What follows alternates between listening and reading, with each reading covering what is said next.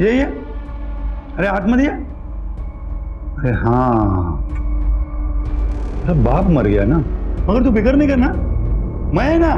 अरे इतने सारों को मैं पाल रहा हूं तो तेरे पर रोटी डाल दूंगा। हाँ? ये ले ले रोटी ले।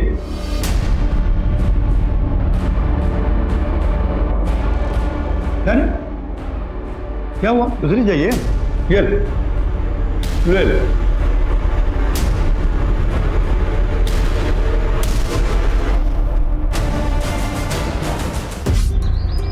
मनीषा ताई, शंकर भाऊ, मैं आपको टेम्पो नहीं दे सकता, मुझे माफ करा।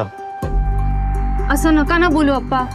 अगर आप हमें टेम्पो नहीं देंगे तो हमारी सब्जियां, हमारे फल हम मंडी तक कैसे लेके जाएंगे? सब यही सड़ जाएंगी। भारी नुकसान हो जाएगा अप्पा, बर्बाद हो जाएंगे अप्पा हम।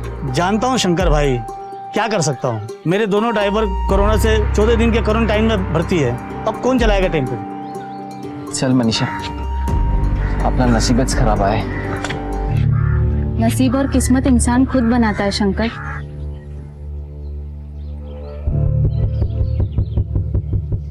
अप्पा, तू तेरा टेम्पो मेरे को देगा? तू क्या करेगी टेम्पो? मैं चला कर लेके जाएगी मुंबई। तू मजाक क्यों कर रही है? अरे नहीं, मला येते चालवायला और मेरे पास लाइसेंस भी है। अप्पा, मेरे बाबा ने मुझे टेम्पो, ट्रैक्टर सब चलाना सिखाया है। मैं अपनी सब्जियां लेके जाएगी, तू बोल देगा? देख, तुझे ताई बोलता हूँ, तेरा ही टेम्पो है, लेके जा। शंकर भाऊ, तुमच्या बायको लय भवानी आहे, भवानी। ये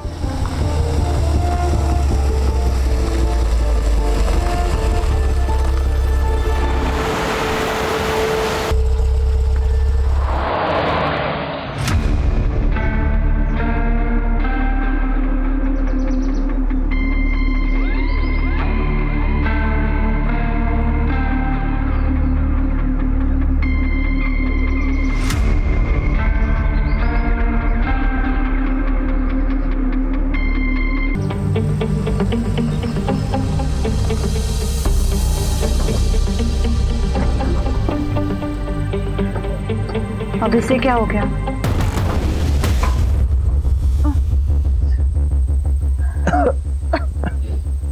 अभी क्या करें? फिलहाल तो किसी की मदद लेकर हाईवे तक पहुंच जाते, किसी मैकेनिक को बुलवाकर ठीक करवा लेंगे। चलो चलो।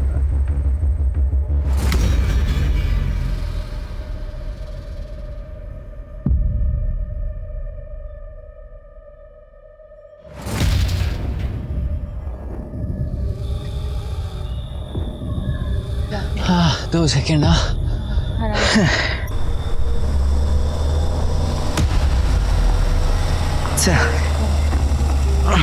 धीरे धीरे। गाड़ी आई, गाड़ी खड़ी, गाड़ी खड़ी। ए भाऊ भाऊ भाऊ भाऊ भाऊ, वो हमारा टेम्पो खराब हो गया है, आगे हाईवे तक छोड़ देंगे। बैठ जाओ। चल चल चल।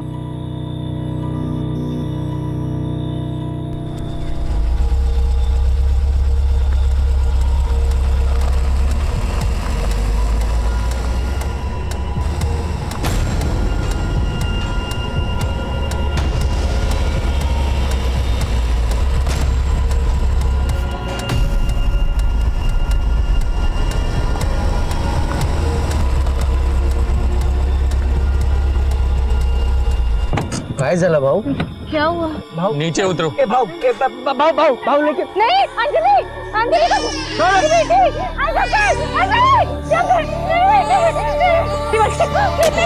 पैसे ले लो, लेकिन हमारी बच्ची को छोड़ दो।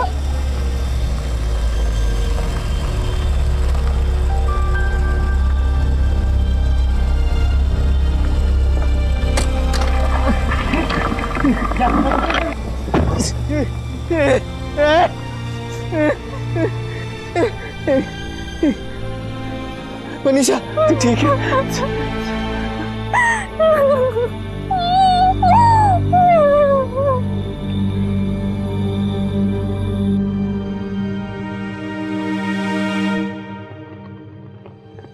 अंजलि, ये अंजलि, आओ आओ, बघा ना अंजलीला बहुतेक ताप आलाय काय बोलते? देखो ना इसका अंग गरम लग रहा है, एक बार देखो ना। इसका अंग तो बहुत गर्म है ना? चल डॉक्टर के पास जाना चलो चलो। अरे रुको। साहब हमें अंदर जाने दीजिए, हमारे बच्चे की हालत बहुत खराब है, डॉक्टर से मिलने दीजिए। आप लोग वेट कीजिए, साहब मैं यहीं रुकता हूँ साहब। प्लीज आप वेट कीजिए प्लीज। साहब प्लीज। डॉक्टर साहब मेरी बच्चे की हालत बहुत खराब है, एक बार देख लीजिए। ठीक है, आप बच्ची को यहाँ लेटाइए, मैं देखता हूँ बेंच पे। जी।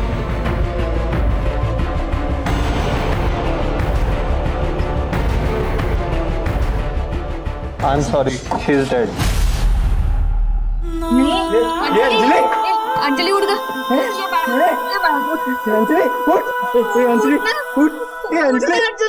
उठ रे।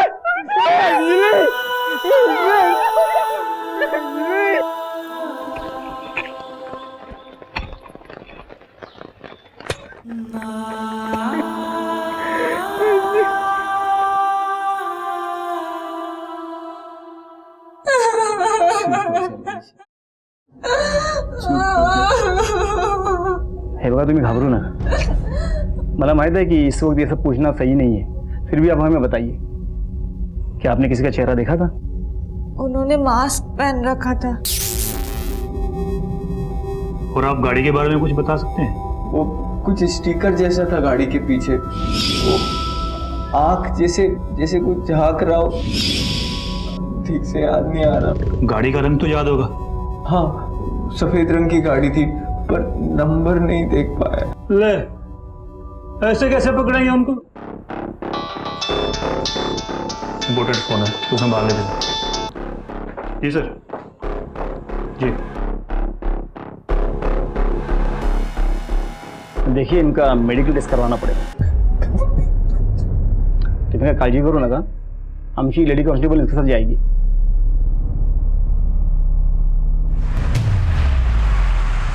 संजय, बोला।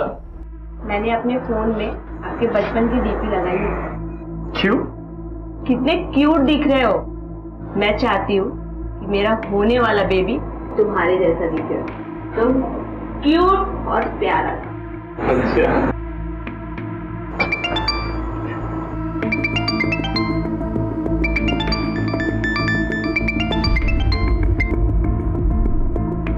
कोई इम्पॉर्टंट कॉल है?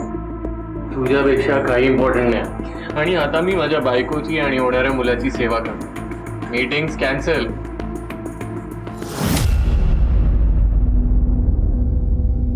हो आय नो काम महत्वाचं आहे, पण आता लॉकडाऊन आहे की नाही, तर तसंही लॉकडाऊन मध्ये बाहेर पडता येणार नाहीये। नाही मित्राकडे तर नाहीच नाही। बरं एक मला फोन येतोय, मला फोन ठेवायला लागेल। And no means no, you are not going. Hello जी जी हम पहुंचते हैं। बरं चलो, नासिक मुंबई हाईवे पे एक लाश मिली है।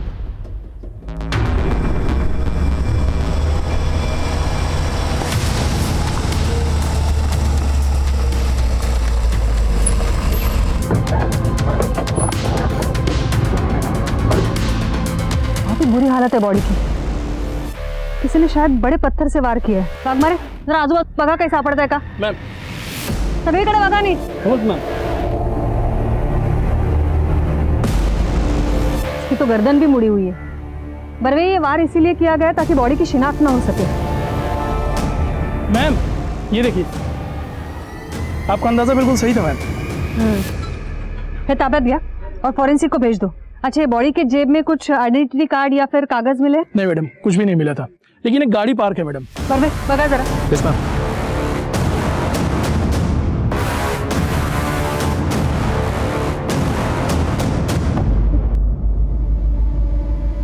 वाघमारे, ये यहाँ से कोई अपना आदमी गुजरा था? नहीं मैम, कोई नहीं गया था। ये बारिश की वजह से यहाँ की मिट्टी गीली हो गई है और ये गीली मिट्टी पर सारे निशान पड़ चुके हैं। मैम मैम ये फोन मिला, फोन तो लॉक्ड है, लेकिन नोटिफिकेशन से पता चल रहा है 23 मिस कॉल। उठा। कौन बोल रहा है? मैं गौतम पवार, पॉलिटिशियन संजय मंगर का पीए हूँ। पीएसआई साहब से मेरी बात हुई थी संजय साहब के फोन से। और इन्हीं के कहने पर मैं यहाँ आया हूँ। और ये बाहर जो भीड़ लगी है वो, ये मैडम सब संजय साहब के सपोर्टर्स हैं। ये लॉकडाउन में भीड़ जमा करने की जरूरत क्या थी? मैडम इन लोगों को मुझे बुलाने की जरूरत नहीं पड़ी। जितने भी लोग बाहर खड़े हैं ना, ये सब संजय साहब को देवता की तरह पूछते हैं। वाघमारे, बाहेर जरा सांगा सगळ्यांना, लॉकडाऊन आहे, सोशल डिस्टन्सिंग पाळणं फर्ज आहे आम्हाला, आणि थोडं शांतपणे सांगा, प्रकरण नाजूक आहे. Yes sir. शिर्के, त्या वस्तू दाखवा त्यांना. ये चीजें पहचानते आप? जी मैडम, ये तो सब संजय साहब के ही हैं। जा तुम्ही. ये संजय मानकर कब से मिसिंग है? कल शाम से। संजय मानकर की फैमिली के बारे में बताइए कुछ. मैडम संजय साहब के छोटे भाई हैं, वो पढ़ाई के लिए लंदन में हैं, और संजय साहब अपने प्रेग्नेंट वाइफ के साथ यहाँ कसारा वाले घर में रहते हैं। वही उनका इलाका भी है, और वो वहाँ के बहुत मशहूर नेता हैं। तो फिर उनके दुश्मन भी काफी होंगे. हाँ मैडम, वो जो नेता है ना बाला जोशी, वो उनसे बहुत खुन्नस रखता है। खुन्नस?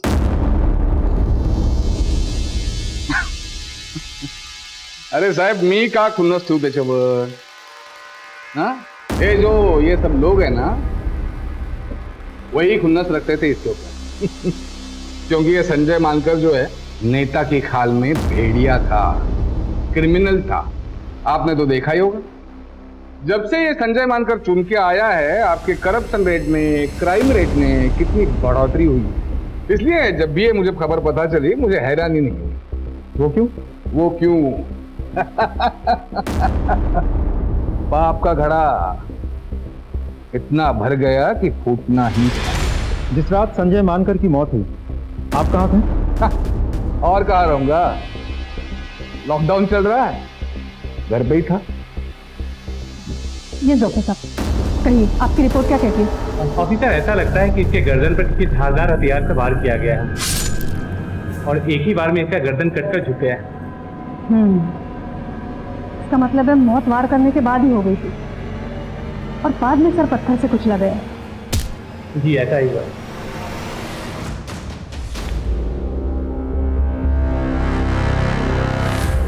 गौतम, तुम कुछ राज की बात बता रहे थे, बोलो. मैडम राज के बाद जानते तो सभी, बस कोई बोलना नहीं चाहता.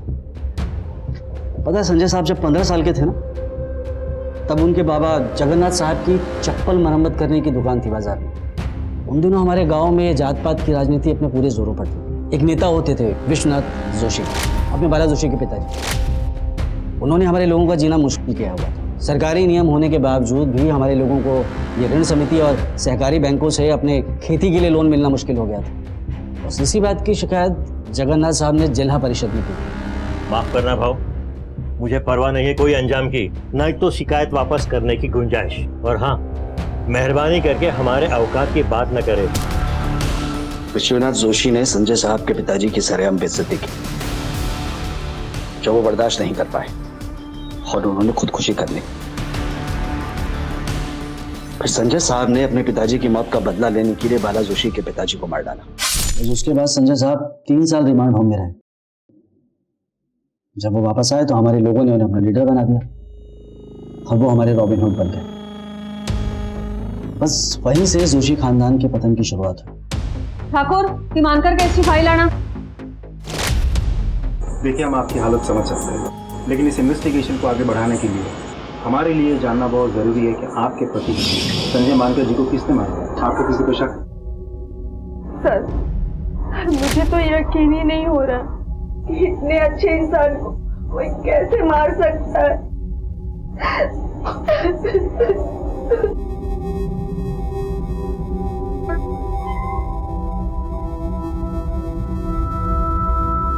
Thank you. So mister Gautam, Sanjay मानकर का कोई फ्रेंड सर्कल या फिर करीबी दोस्त जिनके यहाँ वो अकेले जाना पसंद करते थे? उनके 2 करीबी दोस्त थे, जिग्नेश आडवाणी और प्रफुल्ल राणा. संजय मानकर के साथ आपकी आखिरी मुलाकात कब हुई थी, और उस शाम आप कहाँ थे जब उनका कत्ल हुआ? मैडम, हम उस रात भाभी के लिए आइसक्रीम लेने गए थे. फिर उसके बाद संजय अपने घर चला गया और मैं अपने घर. आज सुबह हम मिलने ही वाले थे. क्यों? मैडम, हमारा वो एक दोस्त है प्रफुल्ल, उसे अचानक क्वारंटाइन सेंटर जाना पड़ा. वो कोविड-19 सस्पेक्ट था. आपको शक है किसी पर? जी बिल्कुल है, बल्कि शक नहीं यकीन है. बाला जोशी नाम का एक आदमी है, उसके अलावा ये काम कोई और कर ही नहीं सकता। उसके और संजय के बीच में दुश्मनी थी।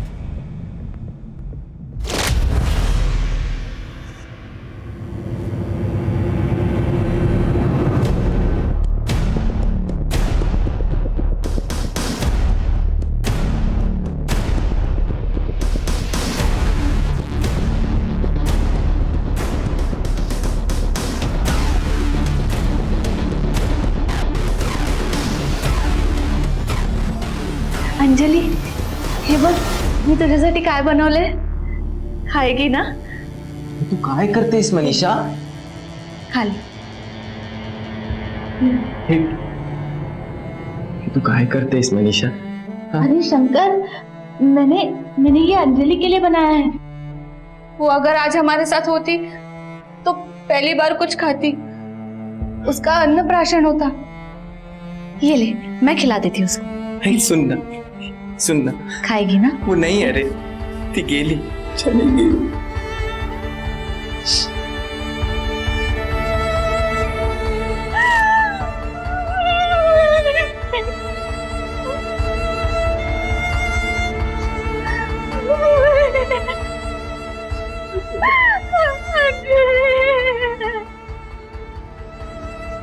हाँ सर, बिल्कुल हो जाएगा सर.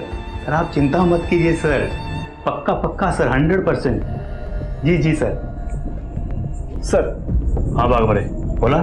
सर मनीषा का जहाँ पे रेप हुआ था वो सारा एरिया छान मारा, लेकिन वहाँ पे कुछ भी नहीं मिला, ना ही कोई आई विटनेस. कुछ मिलेगा भी नहीं, कोई दम नहीं है उस केस में.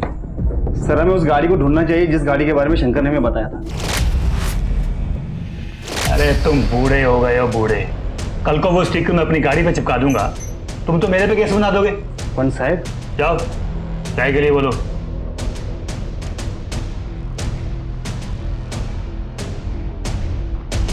मैम, बाला जोशी के पास कत्ल करने का स्ट्रॉन्ग मोटिव है, मुझे ऐसा लगता है.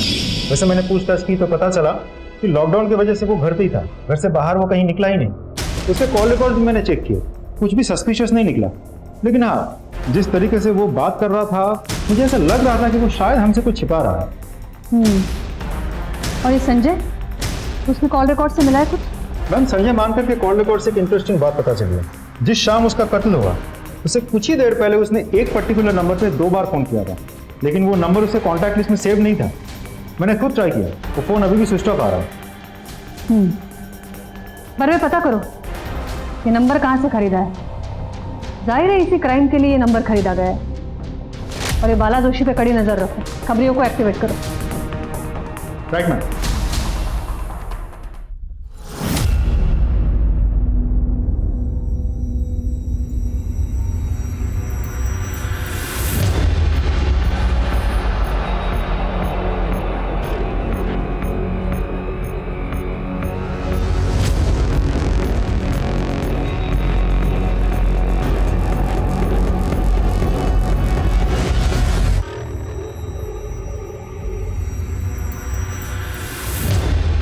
हेलो मैम, एक इंपॉर्टेंट इन्फॉर्मेशन मिली है. बाला जोशी ने हमसे झूठ कहा था कि वो लॉकडाउन के दौरान घर पे ही था. तो फिर ये जाता कहाँ है? अपने खास दोस्त सुदामा गांवकर के घर. दोनों मिलकर जम के रात को पार्टी करते हैं. सुना है सुदामा के घर पे दारू का बड़ा स्टॉक है. क्या उन दोनों ने उस रात भी पार्टी की थी जिस रात संजय मानकर का कत्ल हुआ था? जी मैम. या सुदामा गांवकर लगे हुए जरा.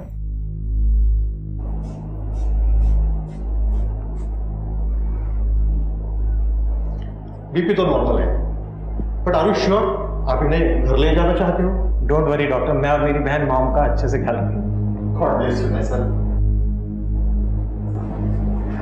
चलो घर जाते हैं. कैसा फील कर रहे हो मॉम?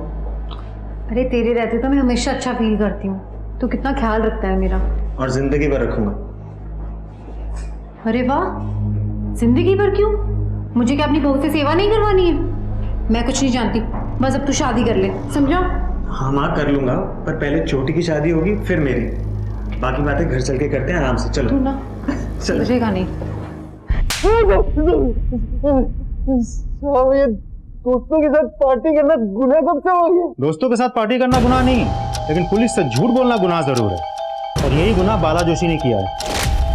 अब तू हमें बताएगा कि बाला जोशी ने हमसे झूठ क्यों कहा था और तुम दोनों पार्टी करने के चक्कर में क्या प्लानिंग करते रहते हो? कोई प्लानिंग नहीं कर रहे थे साहब, हम तो सिर्फ दारू पीते हैं। पार्टी ना हम भी करते हैं, लेकिन हम ना पार्टी डंडों से करते हैं। सब तो तू सोचते रहे, हम अपनी पार्टी शुरू करते हैं। बाला संजय मानकर को मरवाना चाहता था साहब, और उसके लिए वो उस कॉन्ट्रैक्ट किलर प्रकाश मानचेकर को सुपारी भी दी थी साहब। वो संजय मानकर बहुत खतरनाक और शातिर है, उसे भनक भी लग गई या वो बच गया तो हमें वो सीधा नर्क भेज देगा, इसलिए काम बहुत सावधानी से करना। उस सब में वो मेरा मोबाइल यूज करता था साहब, और ताकि उसके ऊपर कोई शक ना हो सके, इसलिए। चल, नहीं मिला। मैम, बाला जोशी फरार हो गया है। उसका पूरा घर छान मारा हमने, लेकिन इधर कोई नहीं है। त्याचा फोन ट्रॅक करा, सबसे पूछताछ करो, उसके रिश्तेदार, जानने पहचानने वाले सबसे पूछो। उसका इस तरह भाग जाना जाहिर करता है कि उसका संजय मानकर के कत्ल में हाथ है। होल्ड करा 1 मिनट। Hello, what? जी हम अभी पहुंचते हैं। बर्वे, हाईवे पे एक लाश मिली है, तुम्हें डायरेक्ट तिथे पोहोचा। ये अडवाणी ही है। गर्दन भी उसी तरह मुड़ी हुई है और शायद वार भी किसी पत्थर से ही किया गया है। क्राइम स्पॉट भी पिछले क्राइम स्पॉट से ज्यादा दूर नहीं है। बर्वे, ये पैरों के निशान देखो, ये उसी तरह के पैरों के निशान है जो पिछले क्राइम स्पॉट पे थे। बर्वे, ये प्रकाश मांचेकर और बाला जोशी दोनों को लेकर आओ। प्रकाश और बाला दोनों मुझे चाहिए किसी भी हालत में। Yes ma'am.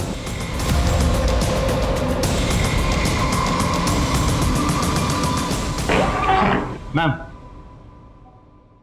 मैंने हर जगह पूछताछ कर लिया। प्रकाश मांचेकर उसी दिन से गायब है जिस दिन संजय मानकर का कत्ल हुआ था, और उसका फोन भी स्विच ऑफ आ रहा है, और बाला जोशी का भी कुछ पता नहीं चल पा रहा है। इन दोनों को आसमान खा गया, धरती निकल गई। बाला जोशी के घर वालों पर तो हमने नजर रखी थी, प्रकाश मांचेकर के घर पे कौन कौन है? उसकी वाइफ है मैम, जो कि फिलहाल प्रेग्नेंट है। इसका मतलब है वो अपनी वाइफ से कांटेक्ट करने की कोशिश तो जरूर करेगा। वैसे उसके घर पे हमारी नजर है, और वाइफ के फोन को भी हमने सर्विलेंस पे डाल रखा है। आपको लगता है मैम कि दोनों केसेस में प्रकाश इन्वॉल्व हो सकता है? बिल्कुल हो सकता है। ये दोनों कत्ल का पैटर्न सेम है, दोनों गहरे दोस्त भी हैं। इन दोनों को मारने की जरूर कुछ खास वजह है। मैम, बाला जोशी वाले एंगल पे तो मैंने खबरियों को काम पे लगा दिया है, लेकिन मुझे एक अलग ही डिस्प्यूट के बारे में पता चला। कौन सा डिस्प्यूट? कि जिग्नेश अडवाणी का एक बहुत बड़ा रेस्टोरेंट कम होटल है हाईवे पे, उसी की जमीन पे जिग्नेश का किसी घनश्याम पुरोहित नाम के बहुत बड़े बिल्डर के साथ पिछले कुछ सालों से डिस्प्यूट चल रहा है। बरवे, ये जिग्नेश अडवाणी के डिस्प्यूट के बारे में उसके घर वालों से पता लगाना चाहिए। Yes ma'am. Let's go.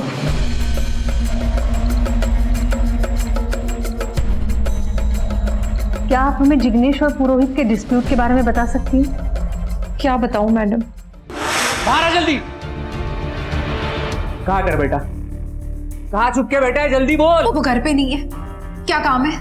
उसे बोल दे, उस ढाबे की जमीन अगर उसने मेरे हवाले नहीं की तो तू और तेरा परिवार साथ में ऊपर जाएगा। वो मेरे पति की आखिरी निशानी है। हम मर भी जाएंगे लेकिन वो जमीन नहीं देंगे। ये बात। चलो ठीक है, हम एक काम करते, तुम जिंदा ही रहो और जिंदगी भर इस बात का मलाल मनाती रहो कि तूने मेरी बात नहीं मानी। देख क्या रहे हो, शुरू हो जाओ। जो मेरी बेटी को हाथ लगाया तो मैं कहती छोड़ो मेरी बेटी को, मैं कहती हूँ छोड़ दो इसे, छोड़ दो, छोड़ दे उसे। देख, आज तेरी बेटी को कुछ नहीं किया है, हाँ, लेकिन कल कर भी सकते, और समझा देना तेरे बेटे को। चलो रे।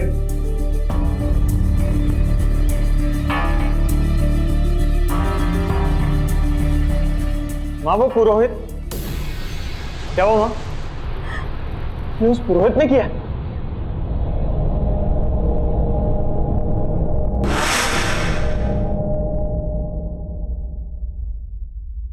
मैडम, मुझे पता था कि मेरी फैमिली को उस जिग्नेश अडवाणी ने मारा था।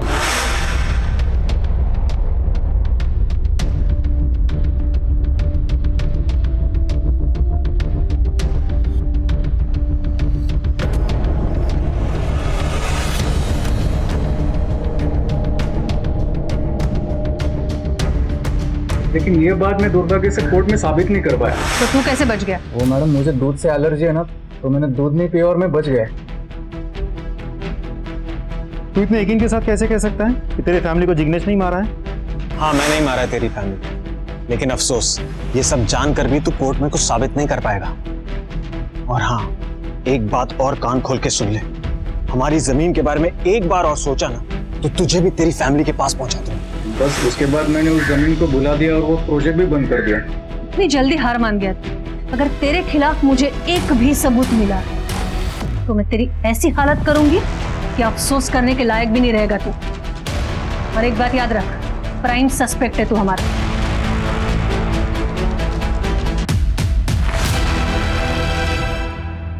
घनश्याम पुरोहित के बारे में कुछ पता चला? यस मैम, मैंने घनश्याम पुरोहित का बैकग्राउंड अच्छे से चेक किया। टिपिकल बिजनेसमैन है वो, धंधा छोड़ के उसको और कुछ समझ में नहीं आता। उसके कॉल रिकॉर्ड भी मैंने चेक किया, लेकिन पिछले 3-4 सालों से वो जिग्नेश से टच में ही नहीं है। और वैसे भी इन्वेस्टिगेशन में भी उसके खिलाफ कुछ सामने नहीं आया। अरे जिग्नेश को किसने मारा होगा? चलो मान लेते हैं कि प्रकाश ने संजय मानकर को मारा। कि इस थ्रेट को सपोर्ट करने के लिए एक फैक्ट है कि जिस दिन कत्ल हुआ उस दिन प्रकाश का फोन लोकेशन क्राइम स्पॉट के नजदीक था, लेकिन फिर वो गायब है, उसका फोन भी ऑफ है। और जिसने उसकी सुपारी दी थी वो भी गायब है, बाला जोशी। और उसके पास तो मोटिव भी था। तो जिग्नेश से उसकी क्या दुश्मनी हो सकती है? और कॉन्ट्रैक्ट तो सिर्फ संजय मानकर को मारने का दिया था, तो ये जिग्नेश को किसने मारा? और मारने का तरीका भी बिल्कुल सेम है, वही पैरों के निशान, सब कुछ उन्हीं 2 लोगों के निशान। राइट। पर वे चलो मान लेते हैं कि एक प्रकाश है, तो फिर दूसरा कौन है? नहीं, ये घनश्याम पुरोहित को क्लीन चिट नहीं दे सकते हम। उसने भी अपने पूरी फैमिली को खोया है, इतनी आसानी नहीं तो चुप नहीं बैठेगा वो। कॉन्ट्रैक्ट तो सिर्फ संजय मानकर को मारने का दिया था, तो ये जिग्नेश को किसने मारा? और मारने का तरीका भी बिल्कुल सेम है, वही पैरों के निशान, सब कुछ उन्हीं 2 लोगों के निशान। राइट। पर वे चलो मान लेते हैं कि एक प्रकाश है, तो फिर दूसरा कौन है? नहीं, ये घनश्याम पुरोहित को क्लीन चिट नहीं दे सकते हम। उसने भी अपने पूरी फैमिली को खोया है, इतनी आसानी नहीं तो चुप नहीं बैठेगा वो। और तुमने भी तो कहा था कि वो पक्का बिजनेसमैन है, तो हो सकता है उसने पूरे सोच समझ के साथ इन हत्याओं को अंजाम दिया हो। या फिर ये भी हो सकता है कि किसी के थ्रू ये सब करवाया हो। संजय को मारने के बाद प्रकाश को ही जिग्नेश की सुपारी दी है। और हाँ, ये जिग्नेश से रिलेटेड जितने भी लोग हैं, उसकी माँ, स्टाफ, एवरी पॉसिबल पर्सन, सबकी जानकारी निकालो, एक को भी नहीं छोड़ना। मेरे ख्याल से इन दोनों केस से रिलेटेड कोई ना कोई ऐसा हीरा है जो हमारे हाथ जरूर आएगा, जो अब तक हमारे नजर से बाहर है। राइट मैम, इस केस की एक बहुत ही इंपॉर्टेंट लीड हाथ लगी है। बाला जोशी की बहन घनश्याम पुरोहित की सेकंड वाइफ है। एक और खास बात पता चली है मैम, गौतम पवार पिछले कुछ महीनों से इस बाला जोशी के कांटेक्ट में था, यहाँ तक के मर्डर्स के बाद भी। और कमाल की बात तो यह है कि उसने कॉल करने के लिए अपने नहीं बल्कि अपने बीवी के फोन का इस्तेमाल किया था, ताकि हम उसे ट्रैक न कर सकें। इंटरेस्टिंग। बड़े गौतम पवार को उठा।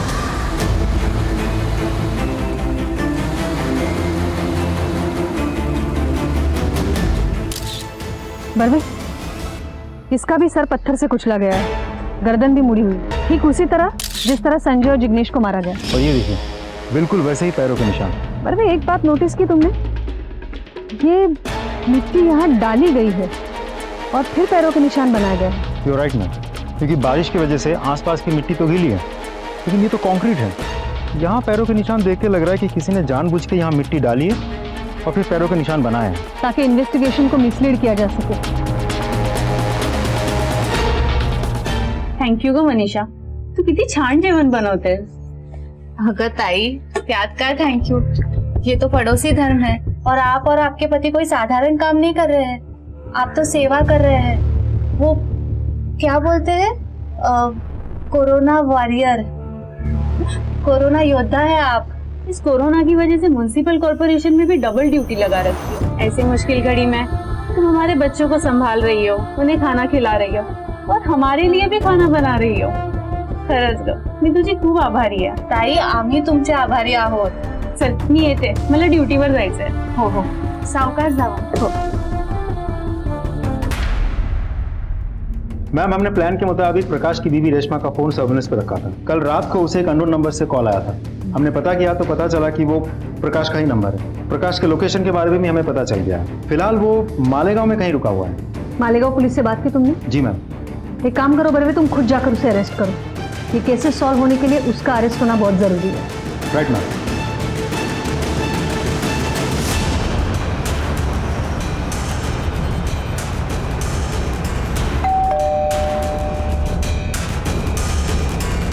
क्या मांगता है? प्रकाश मंचेकर कहां तक भागेगा? हाँ? करके तुम दोनों ने संजय मानकर, जिग्नेश आडवाणी और गौतम पवार को क्यों मारा? नहीं सर, हमने नहीं मारा। मतलब संजय को मारने की सुपारी मैंने दी, मैं मानता हूँ, लेकिन बाकी दोनों के बारे में वाकई कुछ नहीं पता। मैंने संजय की सुपारी दी, इसको दी। बता ना आप बोलेगा? हाँ साहब, मैं मानता हूँ साहब कि मैंने भाव से संजय मानकर को मारने के लिए 5 लाख की सुपारी ली थी साहब, लेकिन मैंने उसको नहीं मारा साहब। आज शपथ मैं सच बोल रहा हूँ। गौतम भाव ने जब बाला भाव को संजय मानकर की लोकेशन की इंफॉर्मेशन दी तो मैं वहाँ पहुँचा था साहब, लेकिन पहले से ही संजय को किसी ने मार दिया था साहब। मैंने संजय की लाश को वहाँ देखा, लेकिन वहाँ बहुत ज़्यादा अंधेरा था, मैं ठीक से कुछ देख तो नहीं पाया। अब मैंने नहीं मारा था। तो फिर शहर छोड़ के क्यों भागा था? मैडम, मेरे मन में लालच आ गई थी। बाव से मुझको कुछ पैसे और लेने थे, मैं वो लेना चाहता था, इसलिए मैं भी उसी रात को यहाँ से भाग गया था। मैं तू क्यों भागा था? मैं डर गया था मैम। मतलब जब आपने सुदामा को अरेस्ट किया तो मुझे पता चल ही गया था कि एक ना एक दिन आप मुझ तक पहुंच जाएंगे और आपको पता चल जाएगा कि संजय की सुपारी मैंने ही की। जिग्नेश आडवाणी के कत्ल के बारे में क्या जानता है? जिग्नेश के कत्ल के बारे में तो कुछ नहीं जानता मैम, मैंने कुछ नहीं किया। ये पुरोहित तेरा रिश्तेदार है, बहनों ही है ना तेरा? हाँ, वो बहनों तो है मैम, लेकिन वाकई मुझे कुछ नहीं पता, मैंने कुछ नहीं किया उसको। गौतम पवार तो तेरा ही जासूस था, फिर उसे क्यों मरवा दिया? मैं उसे क्यों मरवाऊं गौतम को? गौतम तो मेरे लिए काम करता था मैम, मैं क्यों मरवाऊं? आज शपथ मैम, मैं भी कुछ नहीं जानता। मैं तो तभी से मालेगांव में था मैडम। आप चाहे तो वहाँ के लोगों से पूछ सकते हैं, मैं वही था मैडम, मैं कहीं नहीं गया मैडम। आज शपथ मैं सच बोल रहा हूँ मैडम। सर, मनीषा रेप के जो सस्पेक्ट है उनके स्केचेस रेडी हैं। अरे यार, तुम अभी तक उसी लेवल पे अटके हुए हो, इसीलिए तुम्हें अभी तक प्रमोशन नहीं मिला। तुम एक काम करो, ये फाइल लो, घर जाओ, आराम से केस सॉल्व करो। पंच साहब, अरे क्या सर? हाँ सर, जय हिंद सर। हाँ, पहुंचते हैं सर। Okay sir. नेताजी की ड्यूटी पे जाना है, इससे मिलता है प्रमोशन। ये तुम्हारे बेकार के रेप केस है नहीं। चलो गाड़ी के लिए बोलो। अरे गाड़ी के लिए बोलो।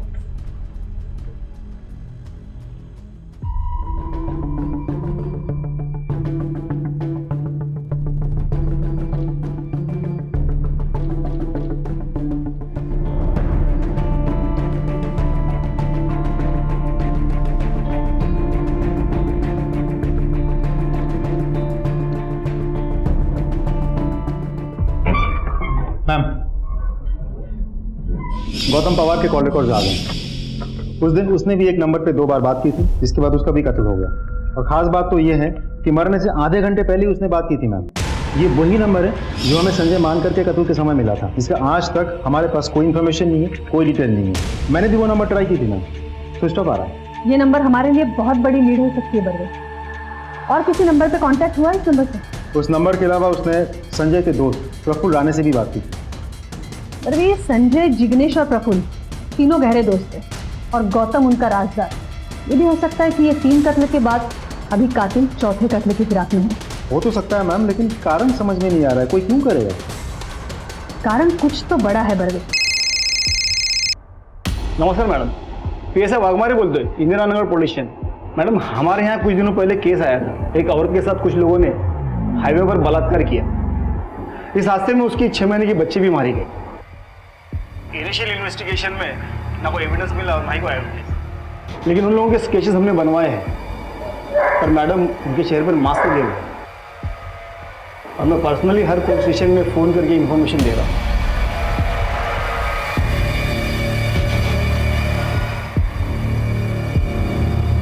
ओके, आप हमें स्केचेस भेज दीजिए। Thank you madam, thank you very much. Barve, काम करा, ये तीनों दोस्तों के CDR मुझे चाहिए। जी मैम। और एक बात, संजय मानकर के कत्ल से 1 महीना पहले की। हो जाएगा मैम। लेकिन कोई खास बात? और ये प्रफुल्ल राणे को कांटेक्ट करो इमीडिएटली। Okay ma'am.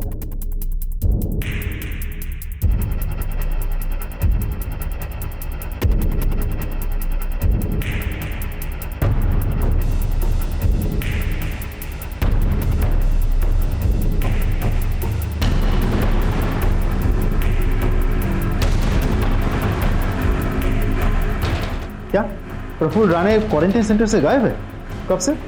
सर आज शाम को ही मैंने दवा दी थी, उसके बाद मैं कब कहाँ गायब वो कुछ पता ही नहीं। मुझे आज पूरे दिन की सीसीटीवी फुटेज चाहिए, अभी इसी वक्त।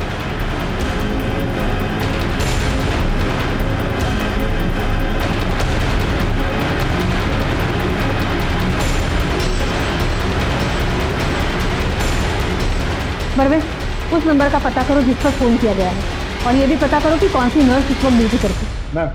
अरे महेंद्र, ये पता करो कि ये प्रफुल्ल की गाड़ी कौन लेके आ सकता है, कोई ड्राइवर या फिर कोई और। मैम।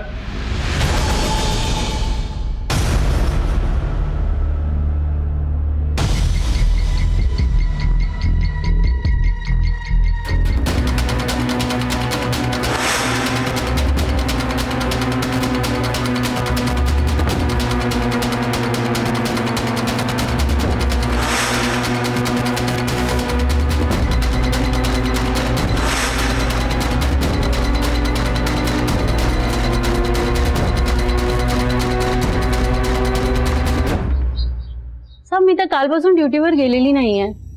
वो एक्चुअली मुझे फूड पॉइजन हो गया है. घर का खाना खा के फूड पॉइजनिंग कैसे हो सकता है? और वैसे भी लॉकडाउन की वजह से सारे होटल्स बंद है. आपने खाना कहाँ से मंगवा लिया था? बाहेरून मागवलं नव्हतं. वो मेरी पड़ोसन है ना मनीषा चौहान, उसने मुझे खाना दिया था और मैंने वही खाया था. उसने आपको खाना क्यों दिया था? साहब वो मेरे बच्चों की आजकल बहुत देखभाल करती है और ती त्यांना जेवायला पण घालते. लेकिन मैं मेरा और मेरे पति का खाना घर पे आके बना देती हूँ. वो तो परसों मुझे देर हो गई थी, इसलिए मनीषा ने मुझे खाना दिया था.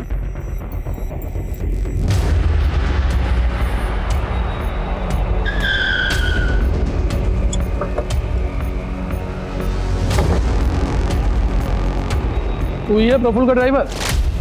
प्रफुल्ल कहाँ है? मालूम नहीं सर. क्वेश्चन ही मार. सर बताता हूँ सर. बोल. सर वो मैम.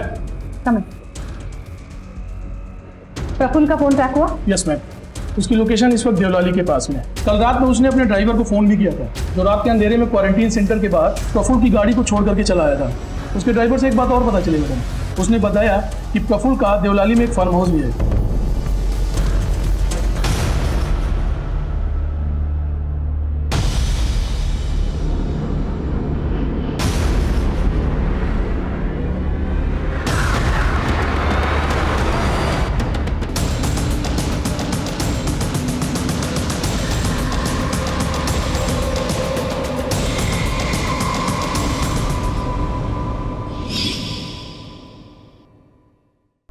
मनीषा, तुम्हें ये सब करने की क्या जरूरत थी?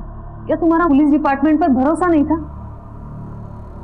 मैडम, उन चारों राक्षसों ने मेरा रेप किया और मेरी मासूम बच्ची, मेरी अंजलि की भी जान चली गई. हमने सोचा पुलिस हमारी मदद करेगी. बहुत बार पुलिस के दरवाजे पे खटखटाया मैडम, पर हमें न्याय नहीं मिला. हमारी उम्मीद ने जवाब दे दिया था मैडम, और इसीलिए उन चारों राक्षसों को मारने के लिए हमें कानून को अपने हाथ में लेना पड़ा.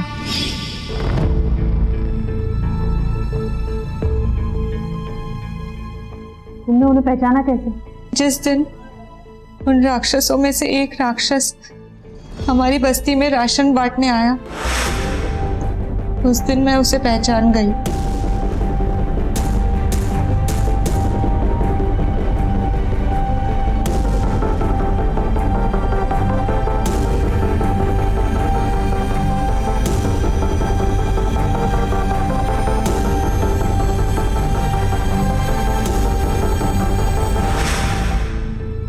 वो संजय मानकर बहुत बड़ा पॉलिटिशियन था.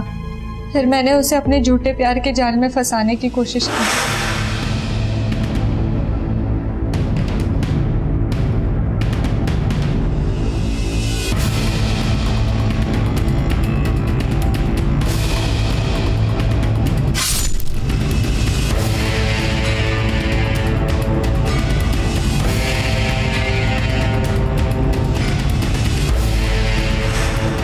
हमने पता करने की कोशिश की कि उस रात संजय के साथ और कौन कौन था। फिर हमने एक के बाद एक जिग्नेश और गौतम को मौत के घाट उतार दिया। उससे प्रफुल्ल बच गया, पर हमने तो उसे भी मारने का प्लान बना लिया। निशा और शंकर, इतना अफसोस हो रहा है तुम्हें देखकर। एक अजीब सा सिलसिला शुरू हो चुका है। विक्टिम्स क्रिमिनल बन रहे हैं और क्रिमिनल्स विक्टिम। अगर सब लोग इस तरह कानून हाथ में लेने लगे तो समाज का क्या होगा? अरे जानवरों से भी बदतर हो जाएगी जिंदगी हमारी।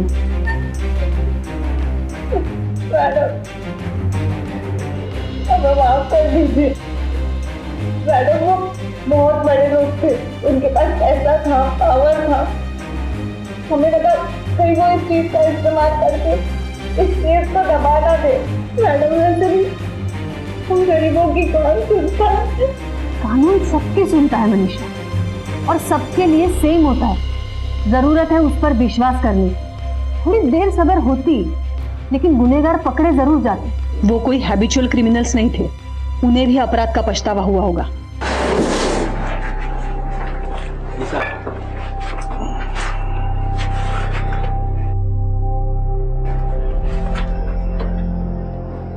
यार कल रात जो हुआ वो अच्छा नहीं हुआ। पता नहीं क्या हो गया था, हम सब राक्षस बन गए थे। हाँ यार, हम सब राक्षस बन गए हैं। देख, मुझे भी बुरा लग रहा है, लेकिन क्या करें, बुरा सपना समझ के भूल जाते। क्या हम कभी इस गिल्ड से बाहर निकल पाएंगे?